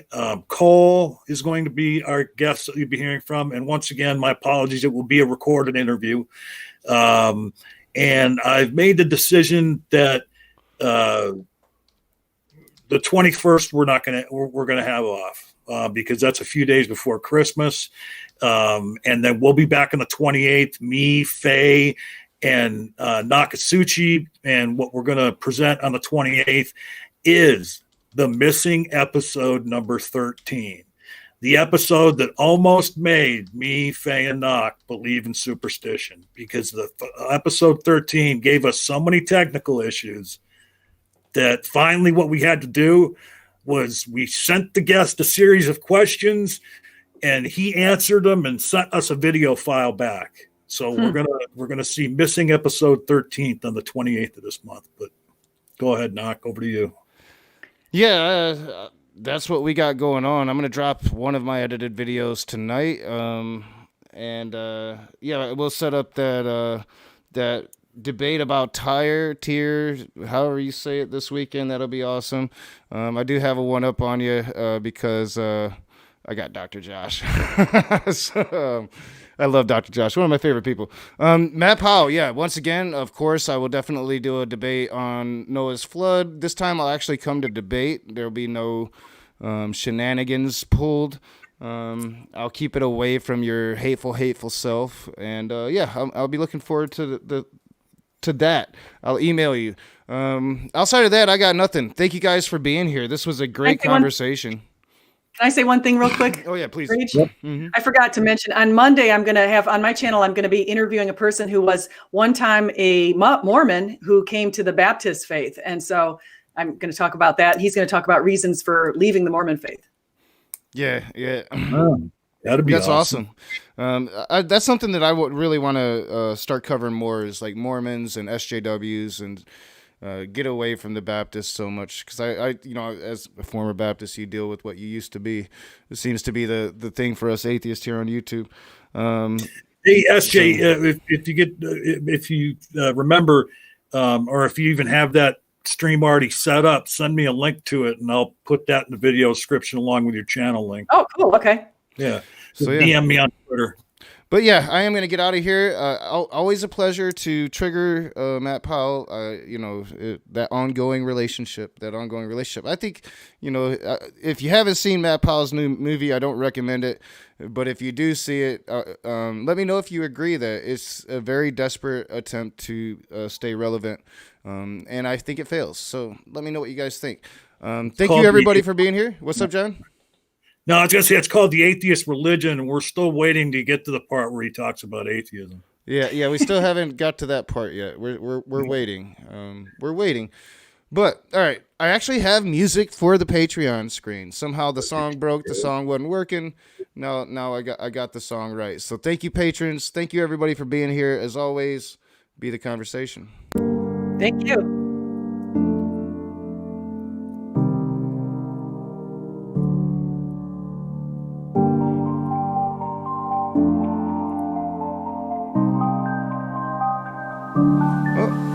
Want to thank James, the new patron. I'll get you on the closing slide tonight. Thank you so much.